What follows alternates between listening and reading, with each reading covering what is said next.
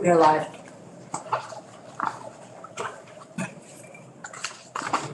Okay, so good evening and welcome. We are about to call the meeting to order for the joint committee on judicial retention. And we're here today to elect a new chair, and the chair rotates between the House and the Senate, being a joint committee. The House having been chair for the last session, we will rotate to the Senate for our chair this year. Before we start our first order of business, I would like to go around the table and everyone introduce themselves. I see that Attorney Paolini is with us on Zoom, and Judge Allison Arms. So welcome to you folks also. On the sidelines, I see Terry Corsones and Judge Zone, and our committee assistant, Peggy Delaney's here. Yep, you got it. And our ledge counsel, Eric Fitzpatrick. So if you wanted to start going around the room, Great. Senator Hardy. Yeah. Thanks, Chip. I'm Ruth Hardy. I'm a senator from the Addison District. Dick McCormick, I represent the Windsor County Senate District. Martine LaRoque-Ulick, I live in Burlington and represent Chittenden Central. Tom Oliver, I represent Sheldon and Swanton. Will Not, I represent Rutland City. I'm Angela Arsenault and I represent Williston. And I'm Chip Troiano, and I represent Hardwick, Stannard, and Walden, and I am the outgoing chair. So the first order of business will be to open nominations from the floor. Is that where we're Exactly. Yep. I think your first order of business is to open nominations for sure. Yep. So Senator Hardy. Thank you. I would nominate Senator Dick McCormick. Dick and I have served on the Judicial Retention Committee for 2 terms now, and he has been an honorable and good member of the committee and knows the process also, since there are only a couple of 4 of us who are returning to it. And I think he's willing to serve, if I'm understanding correctly, yes, to serve as chair. So I would nominate Senator McCormick. Thank you. Senator McCormick's name has been placed in nomination. Do I have a second? I'll second. Thank you. Senator Gulick has seconded. So this will be a formal vote. And Peggy, if you could call the roll, please. Senator Hardy. Yes. Senator McCormick. Yes. Senator Colomore's not here. Senator Gulick. Yes. Senator Arsenault. Representative Arsenault, sorry. Yes. Representative Knott. Yes. Representative Oliver. Yes. Representative Troiano. Yes. The results are? The results are 7-0-1. Okay, for the record, the vote is 7-0-1. And Senator Collimore being absent at this time. So Senator McCormick, welcome to the chair seat. Chip. That's my chair. Thanks. Beat it, Chip. And I guess the next order of business would be to take nominations for a vice chair.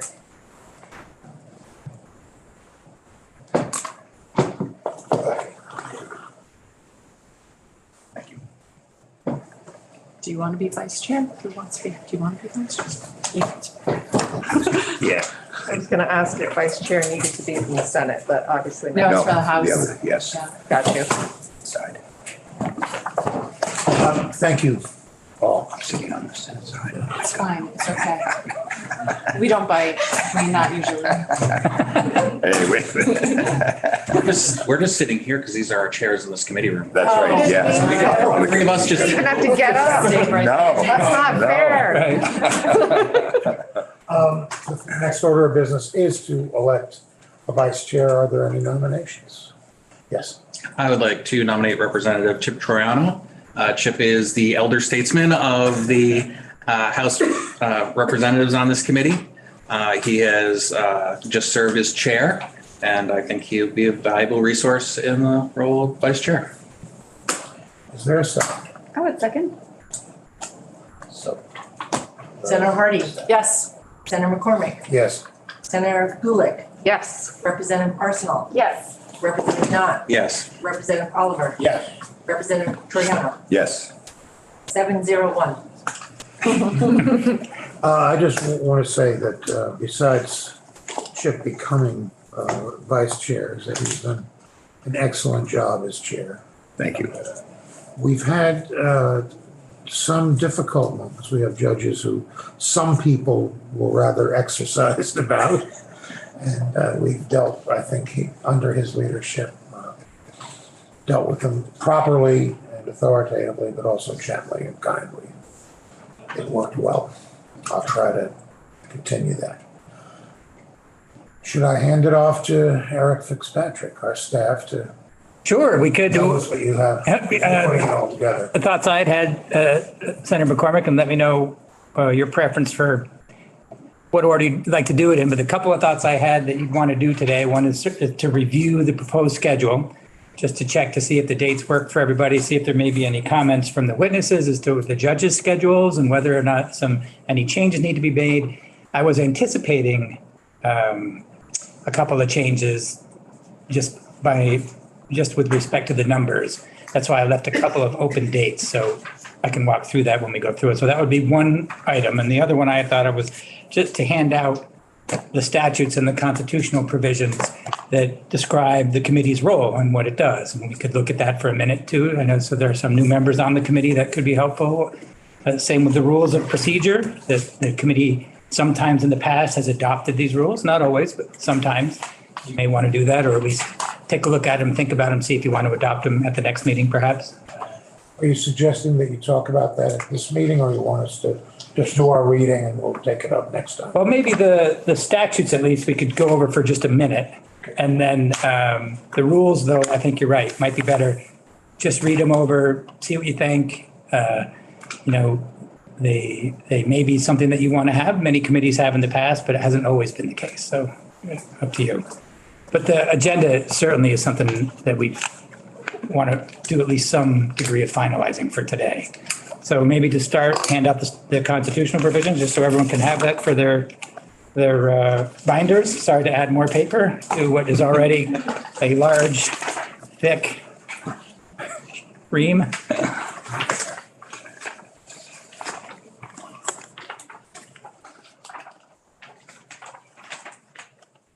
The same, I Yeah, they're all, you guys want some extras over there? I could pass them out. Call them all. Then. Yeah.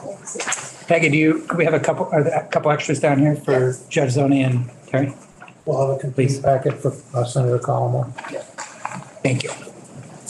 So, yes, very briefly, I know it's late, so, and you'll have time to look over this also, but this committee is constitutionally ordained.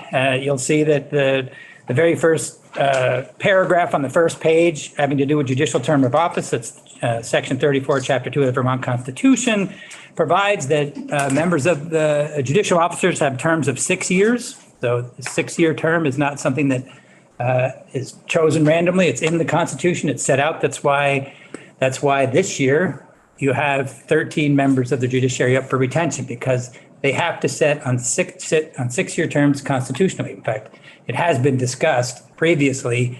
Wouldn't it be easier to kind of spread those numbers out a little bit so there weren't so many in 1 year? And I think the conclusion that everybody reached was, yes, that would be great, but you'd have to amend the Constitution to do it, which, not to say that would necessarily be a bad idea, but at least at the time, that was decided to hold off on that.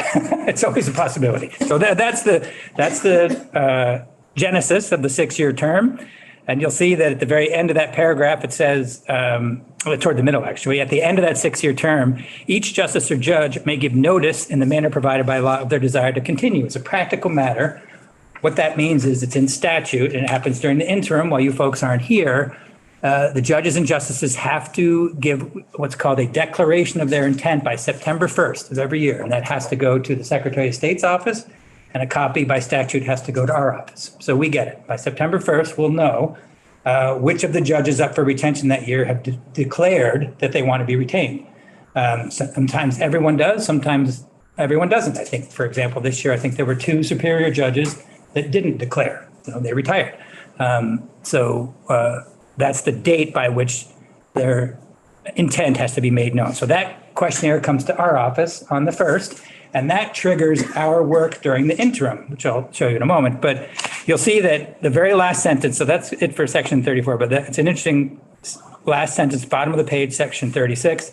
The General Assembly may establish procedures for the implementation of sections 32 to 36. And that includes 34, what we were just looking at. So all these statutes about what this committee does were enacted pursuant to that sentence, right? Because the sentence constitutionally gives the General Assembly the authority to enact procedures for how this retention process is going to work. And they did, and here we are. Thank you much. So those statutes are then on the next few pages. We don't need to go over them. I did it. It may be worth noting that the 6-year rotation goes with the position and not the judge. Correct. So if a judge is appointed 2 years into a 6-year term, then they are actually reviewed in 4 years. That's right. And an example you'll have this year for Justice Waples on the Supreme Court was very recently a superior judge. 2 years ago, we saw her. Right. But she doesn't wait 6 years from the time of her appointment. She takes over the term of the position she took. So she's being retained again very soon after she was retained as a superior judge. Yeah. Yep. So turning for a moment to the statutes that do establish this committee and what it does. The first page is really not specific to the retention committee. That's actually more about judicial nominating. But the reason I kept it there is because it lists those qualities, the same qualities that you'll see on the next page that you folks consider when you think about whether a member of the judiciary is appropriate for retention. Those same qualities with a little bit more detail are set out in section 602, but your function is on the next page. You'll see 607 and 608, creating the Judicial Retention Committee. I noticed that was very to laud all of you. Subsection B, the committee shall endeavor to hold its organizational meeting within 7 days of its appointment. That often doesn't happen, but you did it within 24 hours. So that's very impressive. I don't think I've seen that happen before. Subsection C, you'll see that's my role and Peggy's role, that we, and Mike as well. You saw Mike poke his head in here. He helped a lot over the summer as well. Lindsay, I think, is one of our new staff members who helped. And this is, and you'll see it says to obtain information on the performance and soliciting comments. So that goes back to what I was saying about September 1st, we get the declaration from the Secretary of State, and then we start our process. And there's a lot of work that goes into this during the interim. We have to work with the court, and not only the court administrator's office and the IT division over at the Supreme Court, we have to to gather all the names of all the attorneys and court staff and assistant judges and parole officers, probation officers, victims advocates. We try and cast as wide a net as we possibly can. We're trying to find the names of everybody who has practiced before this particular judge. And the time period we've used is the previous 18 months, the previous year and a half. That takes a fair amount of time. Once all those names are gathered, we now send out, used to be a survey that was in writing, hard copy. Now we have it done electronically through SurveyMonkey. Our IT staff helps us out with that. So more folks that are working on this project in our office. And we send that out to all those members of the bar, court staff, all the people I just identified. And then what we get back is what you see in the binder in front of you. So their responses to these questionnaires, these evaluations, trying to get some feedback on their performance so that you folks can then review that and make an informed decision about retention. And that's the process that goes on during that summer and fall. That's kind of the big picture, I think. Oh, one thing I mentioned. So in section 608, section B there, you'll see that identifies what qualities this committee considers during your retention decision. You see that second sentence. In conducting its review, the committee shall evaluate judicial performance, including such factors as integrity, judicial temperament, impartiality, health, diligence, legal knowledge and ability, and administrative and communicative skills. And that was the reason I included that first page, because those same qualities are listed there with a little bit more detail as to sort of what it means, just to sort of help your understanding of it. Another thing to mention, subsection C, you'll see that last sentence of subsection C. Information contained under subsection that refers to the information that we gathered in our office. So the information in your binders, when it's saying information gathered under subsection 607C, that's the information that we gathered. It's confidential until the committee commences its hearings. And you've just commenced your hearings right now. And what that means is it's not unusual, for example, for me to get a communication from a judge during November saying, hey, are the evaluations back yet? Can I take a look at them? And I say, those evaluations, because of the statute, remain confidential. Committee has to have the opportunity to see them first, and then we can give them out to everybody. And the reason I point that out now is because the process has been, and we make an extra copy over there of everything so that we can give it to the judge and justice right now because it's officially public now. I'm saying it because it's helpful to get feedback from the court and Terry and Bob as to how they want that transmitted to the judge or justice who wants to have a copy, obviously. They want to see what their survey results were. So to the extent maybe during the meeting at some point, Mr. Chair, or now, whatever you want to do to give us some guidance as to what to do with those surveys. So, and then we can do whatever works for them and for the committee. Does that make sense? Well, guidance, I mean, the language in the statute speaks that it's confidential until we've seen. Yes. That's not just our Right. process. No, yeah, right. I just mean how to give it to them. Do they want us to hand hard copies to them right now? We got them in the box, or do they want us to put them in the mail? Would they rather send us addresses? I mean, it doesn't matter, whatever they want to do. Anybody have thoughts on Whatever's easiest for them. I think so. Agreed. I don't know if you heard Senator Hardy said whatever is easiest for them. I think that. What do you want? So my thought would be that we would take the Supreme Court. They're right next door, and I would defer to Bob Paolini as to how he would like the other trial judges to receive theirs. But we can take the Supreme Court, and I would suggest, I'll go out on a limb here, that Terry take at least one judge's home with her tonight. Agreed. Bob. I think it would be great if they could be sent electronically to the 8 trial judges. I know I get a hard copy of them, and I think since I'm not there, Terry is going to actually take that for me tonight. But I think the judges would appreciate their copies electronically. I don't believe we have them electronically, Bob. Okay. I can scan them and send them out. So, okay. Terry said that she could scan them and send them out. Hearing no objections. Okay. And I think that's all I have for the statute.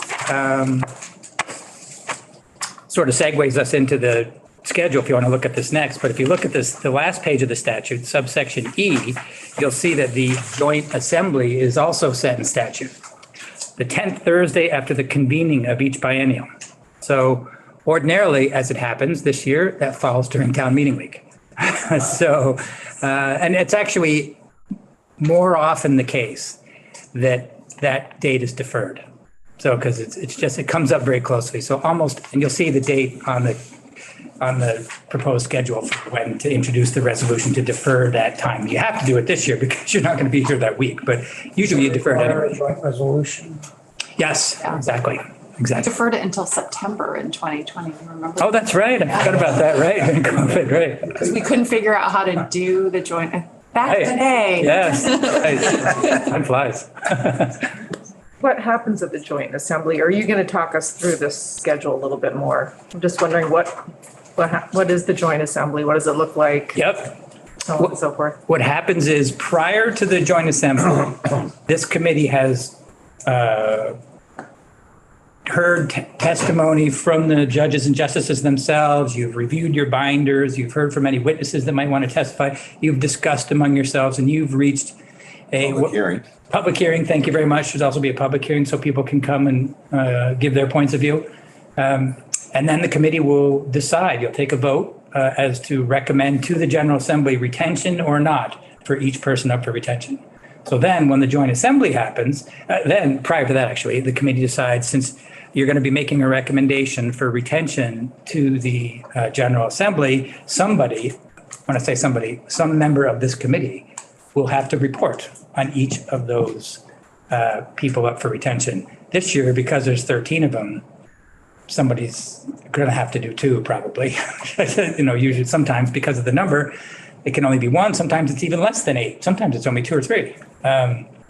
This year it's a big number. So that's what happens at the joint assembly. One of the members of this committee gives the report, and then there's a secret ballot on each member of the judiciary for retention, and then the vote is reported at the end. It's important, you can see on the schedule, there are various candidates for reappointment for each meeting. And it's important that the committee has gone through the paperwork on those candidates prior to the meeting. And we ask them, they get to tell us about themselves on their terms, but then at some point we ask what we've seen. And it's nice when it's just rave reviews. Sometimes there are concerns. And we don't attack them, we don't cross-examine them, but we do ask. And I'll mention this now, it always strikes me as ironic that here are judges who do not themselves enjoy full due process. We get to ask them what we want to ask them. And, usually it goes pretty well, but we have had a couple of episodes where there was a pattern. It's not this committee's job to relitigate. If any number of times, when it seemed to me, I thought, boy, if I was the judge in this case, I wouldn't have decided the way this guy did. That's not, we don't say, therefore you can't stay. It's when you see a pattern. We had one judge where there was a real pattern of this judge sort of abusing his staff, or at least the staff feeling abused. And then there's the question, the due process, he's innocent until proven guilty, but we're giving the people power, so you want to make sure it's not being abused. And so I think Ruth, do you want to comment on that? Because I saw you suffer over how to deal with that. Right. No, I don't think I suffered. It was just, I'm happy to talk to you more and any of the new members about situations where it does get a little tough when there's a judge that has problems and maybe shouldn't be retained. I voted against the retention of a judge in my first year, and I was the sole no vote. So, but I'm happy to talk more about that if anybody wants to hear about it. I think it's important, as Senator McCormick said, judges have literally power over people's lives, and we want to make sure that they are using it justly and fairly. And sometimes there are concerns. So, especially with the sort of level of judges having the 5 Supreme Court justices on is a pretty big task, and we want to make sure that they are worthy of their positions. We literally have the constitutional authority to decide that. So we think we should take it very seriously. And even though pretty much it seems that almost everyone gets retained, it's not a rubber stamp. Okay, the particular judge in question that we're alluding to here, I mean, he acknowledged that there was a problem, and the Supreme Court kind of weighed in to provide some ongoing training and review. So I hopefully things. Yeah. A question about that. Is there an option? Is it a straight yes or no vote? There's no we would recommend further training on. We can recommend further sort of oversight or training or mentoring or improvement plans, and I undoubtedly with 13 judges you'll see something like that. The thing is that we don't have follow-up ability until 6 years from now, and I think that's one of the things that I wrestle with, is that it's not like we can ask for a report next year and see how things are doing like we do in committee. This is us retaining them for 6 years and then trusting the judiciary, and they are a separate branch of government, and that you see the sort of tension between branches of government in this. And I'm sure Judge Soné will have a lot to say, or might have a lot to say about that. the tension between the two branches about, how much oversight we have. And our authority is to retain or not to retain. And we can recommend things, but then that's in the hands of the judiciary. We can learn whether or not our recommendations were completed, but we cannot hear what the results were. So. Yes. Senator. If a judge is not retained, what is his or her status professionally at that point? Citizen. Well, lawyer, I guess. They can practice But law. not a judge. No longer Yeah. a judge. Yeah, no, it's to actually refuse to retain is no small thing. Yeah. But again, it's not as though this is a rubber stamp because Right. problems are addressed. Yeah. So they can practice law, they're just not. Oh, yeah. Okay. Yes. Eric, do you want to? Maybe first I'll hand out the rules as I mentioned. And this is just, as I say, I don't think you need to necessarily do anything with them now, but you can look at them and decide if you want to have them as a committee going forward. There are statutes that sometimes would provide backup on some of the issues that are covered by the rules as well, but just in case. There we go. But other than that, the only thing I thought was the schedule. Well, let me raise something here. Senator Commodore said that he has other duties in his other life on Wednesday evenings. And he has asked that we not meet on Wednesdays. Yeah, it's tempting to just say, well, the committee meets on Wednesdays. Maybe you can't be on the committee. The thing is, we are a citizen legislature. I'd like to at least explore the possibility of making this work for him. I thought, I'm sorry to interrupt, but he came and spoke to me about that. And I don't know if this has been, whether it was before or after he spoke to you, Senator McCormick. He said that he thought he could get out of his other obligation on February 8th, that on February 15th, he didn't have to be at Norwich until 7. Or is that the next one? Anyway, he thought that it would work so that he would only have to miss one meeting for about an hour.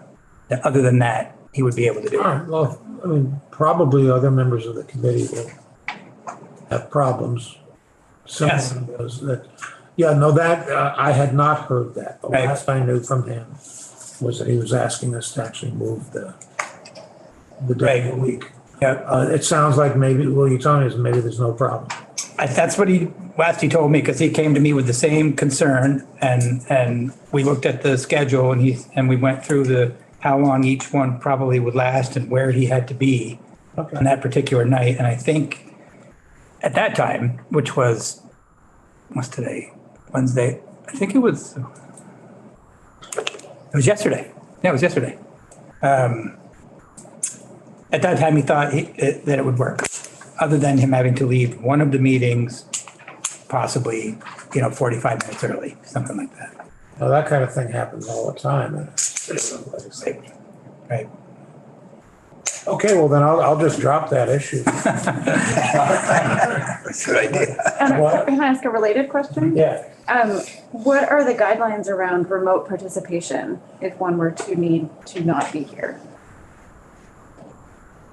That is an excellent question. I know that what the guidelines are for Senate and House committees. This is a joint committee though, and I'm not sure. We should probably check with the clerks of the bodies and. So we were hybrid last year. Yep. And the year before we were totally remote. As I recall. So it must be okay then. Precedent. I would imagine. Same conclusion. Yeah, You think? let's make sure. Right. Yes, right. Good question. Yeah, top of the head answer is that it probably shouldn't be a problem, but we do want to make sure. Yep. Sounds good. Okay, Secretary Boomer is a stickler. Yes. I think when in doubt, you go by the Senate rules. That is the Senate rule. Yeah. The Senate is more likely to make trouble. I saw And we that. allow remote participation, so there you go. Senate rules. Okay. Now, wait a minute, isn't that at the pleasure of the chair? Oh, you're a senator. whoa, Yeah, now we're yeah. talking. I'll be inclined to say yes. So does everybody have a copy of the agenda? Yeah. The schedule? Yep. I'm sorry, schedule, exactly. Yes. Yes, thank you. Well, the one note I'll make about it, point to think about is, and this is what I was alluding to earlier when I said there's some free days built into this schedule. I've noticed over the years that I've been doing this, that the initial meeting with the judges and justices goes much longer than it used to. Yeah. It used to be half an hour, you were done. And it's not that way anymore. You can blame it on the judges for being long-winded, I think. I wasn't going to say that. No, I noticed that their presentations have gotten longer over the years, I have to say. So now I think you generally got to figure about an hour, at least to be safe. It seems to go about an hour. So, so even though I in this first draft of the schedule have all 5 Supreme Court justices that first Wednesday, and you'll see 4 and 4 of the Superior Court judges the next week or 2 weeks later, or no, the next week. I was thinking that, you probably would want to play it safe, possibly spread that out a little bit. So, and also depending on hearing if there's any scheduling issues for any of them based on the fact that they've now had a chance, that the court has now had a chance to review this agenda. I had heard from Judge Zone, for example, that I believe it was Judge Morrissey that had a vacation conflict. So that's why I made sure that she was scheduled on the 16th, which I think is okay for her, right? But that now there may be another scheduling issue for Judge Schoonover. Is that the one who might have the? Yes. So one possible way to do this that would be, so as I say, there's additional days built into this agenda. So you could say Wednesday the 8th, right now you have all 5 justices scheduled. You could say, let's just take 2 of them and put them on that next Thursday, the 9th, which is now open. Then you'd have 3 on one day, 2 on the other, a little more manageable. You couldn't see it. Bob Paolini had raised his. Oh, thank you. Well, I had raised my hand, Mr. Chairman, because Judge Schoonover is leaving Vermont on the 15th for the week. So I had talked to Eric yesterday about moving her interview down to the 22nd, but Judge Zone answered that question. So thanks. So yes, as Bob said, that's another, so the 2 steps could be take 2 Supreme Court justices, move them from Wednesday to Thursday, and then take, well, Judge Schoonover for certain, one of them, and then one other judge, maybe another judge from the February 15th group, and move that person down to the 22nd as well. And then you'd have 3, 3, and 2. And so you wouldn't be looking at a potential 4-hour hearing from 4:30 to 8:30 at night. You get out at a more reasonable hour. Visits at each meeting is more manageable, I have to say. Right. I think that's my experience. Yeah. 3 years is a good amount of time. Right. So keeping it alphabetical, you could, unless hearing no objection, unless there's something scheduling, any other scheduling issues, you could take the last 2 from the Supreme Court, Justice Eaton, Justice Waples, move those 2 to Thursday, February 9th. Then you'd have the Chief Justice Reiber, Justice Carroll, Justice Cohen would stay on the Wednesday, but the two last ones on the list, Justice Eaton and Justice Waples, would both be moved to the next day, Thursday the 9th. Everybody see that? Mm-hmm. Yes. Then the second change would be to take 1 judge from the Wednesday, February 15th group. I suppose we could take we're sort of, don't really have the alphabetical option here. I guess we could take Judge Gyron, The last one on the list. Unless Judge Corsones wants to be moved, he has the advantage of having someone here who could know his schedule. But moves And then Judge Giron down to the 22nd as well as Judge Schoonover. Does that make sense? Judge Schoonover may not be back, though. She's leaving on the 15th. I think Bob said the 22nd would work. Oh, okay. Bob, can you confirm that? Yes, I can. Okay, thank you. So we're going to move Judge Gyron and Judge Schoonover Yep, to the 22nd? exactly. Okay. So then you would never have, as you said, Representative Troiano, you wouldn't have any more than 3 Yeah. in any given That's week. the best. I've kind of lost track here, so let's just go through the dates. Okay, and it started on the 8th, Yep, we're hearing from Reiber, Carroll, and Cohen. yep, Right. On the 9th, we're hearing from Eaton, Wapples, and who else? Eden Wapples and what, sorry? And who? That's it. That's- That's it, yeah. And Yep. White, yes. Okay. Did I mispronounce that as a word? It's like Maples. Waples, yeah. Yeah. I remember her saying that. Actually, now you mention it. Yeah. Yeah. Okay, then on the 15th, we're hearing from February 15th. we're hearing Yep. Judge Arms, Arms, Carlson and Judge Carlson, Corsones. and Judge Corsones. And we're moving Judge Gyron to the 22nd. Can I just make one small request? Unless this complicates thing, in which case I'll withdraw it. But the 16th, I'm gonna probably have to leave early because I have to be in Burlington for a thing. So could we move another one of the 16th judges to the 22nd? So there's only 2 on the 16th. Oh, yeah, me too. Senator We Hardy. might have to be at the same thing. Yeah. Oh, yeah. Yeah. So could we move Rainville down also to the 22nd? And Schoonover? Unless, yeah, Yeah. so it would be Gyron, Anyone have a problem Rainville with and that? Schoonover. No. That'll work. And then we'd have just Canaan and Morrissey on the Okay. 16th. Yep, yep. So it'll be 3-2-3. Fourth, 3-3-2-3. And those are, Two, something like that. 3, 2, 3. Okay, you know it. Yeah. Did you catch that, Eric? Yes, Okay. I did. So I think it's gonna be 3, 2, 3, 2, 3. Exactly. There it is, okay. Well done. You have that, Bob? And I will do a new schedule tonight and email it out to folks tomorrow. Great. What about location? Oh, sorry, yes. So I've spoken to the chairs of both Senate Judiciary and House Judiciary.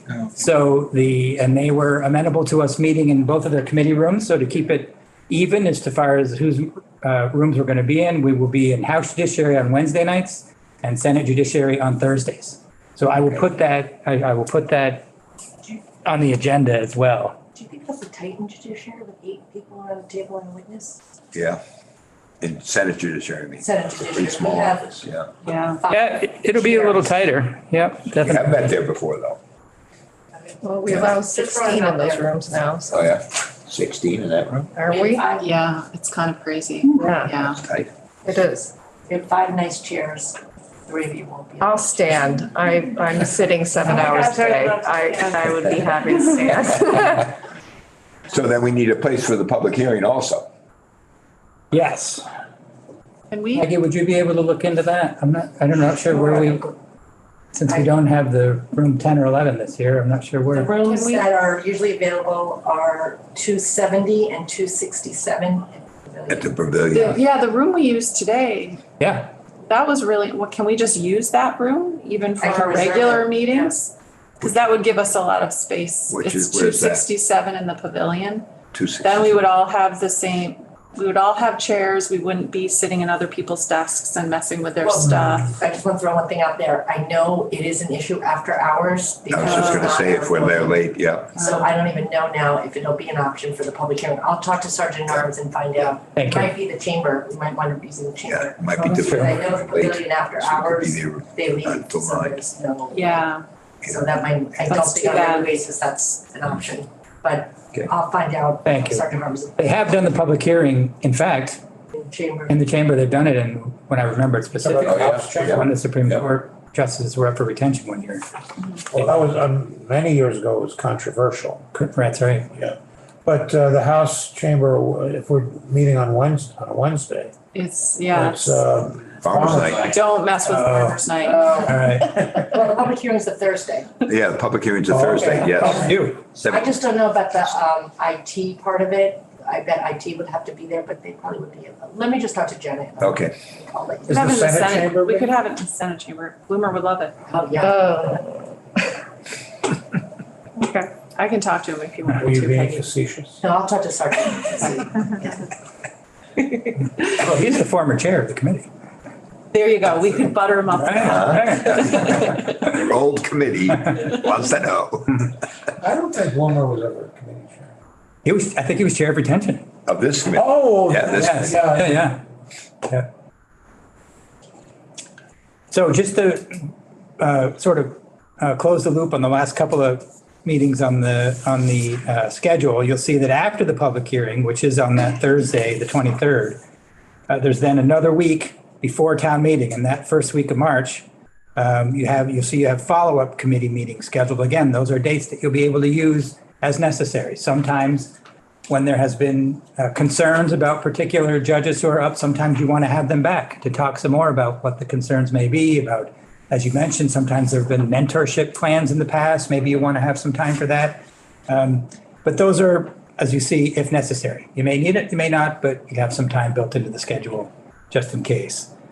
And there at the very bottom of the page, that's the joint resolution we were talking about, deferring the joint assembly from Thursday, the March 9th, which is when it would be if it followed the statute, to 2 weeks later on the 23rd. Turn to the second side of the page and you'll see there is a committee meeting where you deliberate and make your votes. And then usually a couple of days before the joint assembly, you're able to speak to your caucuses and let them know about what the votes are going to be. And then the assembly is scheduled for March 23rd. Or isn't scheduled. It would be if it's deferred. And each one of us will make at least one report on a judge. Each one of us will make one report at least. At least, right, yeah. Several of us will have to make two. Hypothetically, if one can't make that joint assembly, can one give one's testimony to someone else to deliver? We probably have someone else just, Sit in? prepare. They might want to work from your notes. That can help. Okay. That would be unfortunate. Are you going to be out of town? Yeah, but I'll see if I can do some finagling. Can we finagle? Yes, yeah, you absolutely can work with it. At the moment, I just defer it for 2 weeks, but you could speak to John Bloomer and see if you defer it for a week after that. That's not written in stone, whatever you want to do. Doesn't it have to be by April 1st? Yes. That's when their terms actually end, right? Yes. Right, yes. Because I remember that was an issue in Yep. 2020 of what was the status of the Right. judges if we Yep. hadn't retained them and. Yep. Although we did it anyway. Who was gonna complain at that I point? know. Hope that doesn't come up in some future case. Yeah, But still, that would give you one more week, I There's guess. one more week, yeah. Right, the 30th. 28th. we could do the 29th, 30th if that's a problem for Senator Kulik, maybe we should just go with the 30th and then you don't have to. mess with I mean, that it. would be really amazing if it's not a problem. Because I think you should be here because that's the culmination of the work of the committee and it's giving a report and a joint session and it's. No, I was thinking the same thing. Nice. Yeah. Shall I tentatively, maybe on the next draft of the schedule, on the first page at the bottom where it says introduce joint resolution deferring joint assembly to 323, make it 3:30, at least for now. And then we'll confirm with John Bloomer that that's okay. Does that make sense? Good. Sorry. I can, I think there's 31 days in March, right? yeah. Yes. Just a little rhyme in your head. 30 days of September. Oh, that's right. November, except 31, except February. Does that cause any issues for the judges to be that close to their quote unquote deadline? It might cause them some anxiety, but they're grown-ups. They're grown-ups, exactly.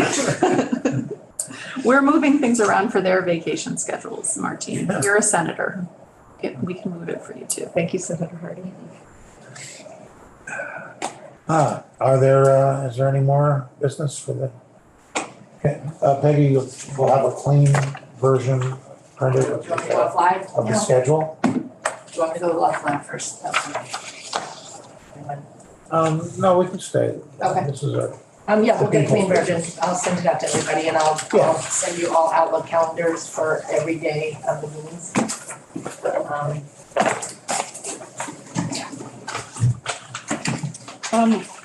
any other comments before we, I mean, I'm assuming our homework is we start reading. Uh-huh.